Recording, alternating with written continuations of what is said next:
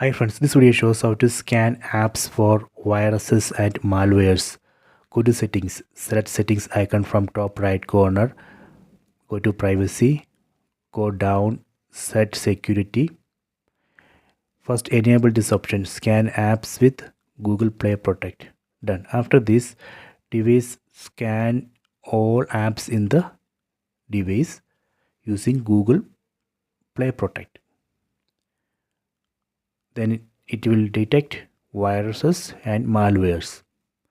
Let me enable the second option, improve harmful app detection. When we enable this option, device will send all unknown apps to Google for better scanning and detect viruses and malwares. So this way we can scan all apps for viruses and malwares. Just enable these two options. That's all.